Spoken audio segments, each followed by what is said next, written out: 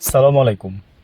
নীলুফার মনি বিএনপির বলতেছিল যে যদি সড়ক পরিবহন থেকে আপনার চাঁদাবাজি উঠে যায় তাহলে মানে মানুষের বাস ভাড়া কমে যাবে, 5 টাকা থেকে 10 টাকা বাস ভাড়া কমে যাবে।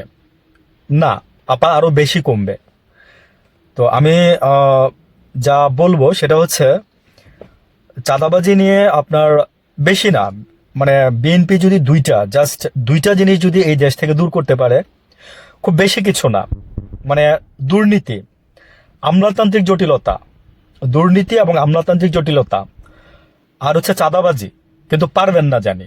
এই তিনটার মানে দুইটারে আমি মানে তিনটা করে বলছি, কিন্তু পারবেন না। কারণ হচ্ছে কি জানেন, যে আপনারা মানে আমলাতান্ত্রিকের উপর ভর করে আপনারা ক্ষমতায় আসছেন, আমলাতন্ত্রের উপর।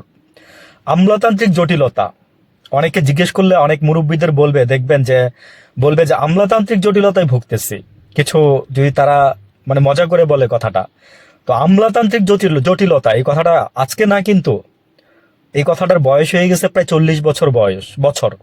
আমলাতান্ত্রিক জটিলতায় বাংলাদেশ ভুগতেছে সেই স্বাধীনতার আগের থেকেই।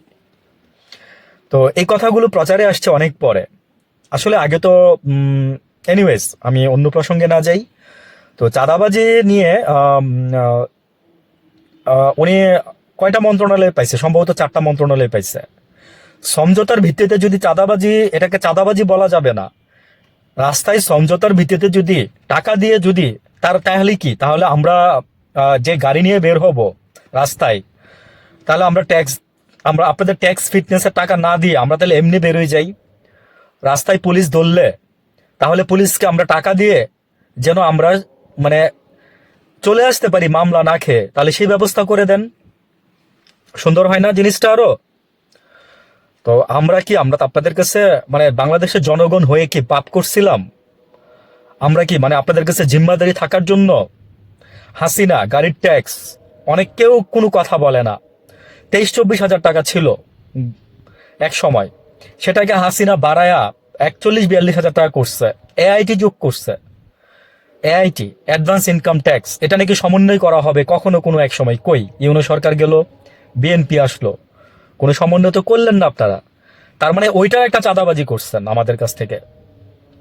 চাঁদাবাজির অনেক রূপ আছে, চাঁদাবাজির আমি 100টা রূপ দিতে পারবো আপনাকে।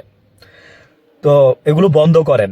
আপনাদের আরেক মন্ত্রী, হ্যাঁ, আপনার এই এই কথার প্রেক্ষিতে উনি আপনার প্রতিবাদ করছে, কালকে দেখলাম। তো ভালো জিনিস যেমন ভালো লাগে, খারাপ জিনিস তেমনই খারাপ লাগে। খারাপ কাজ থেকে বিরত থাকেন, ভালো থাকবেন।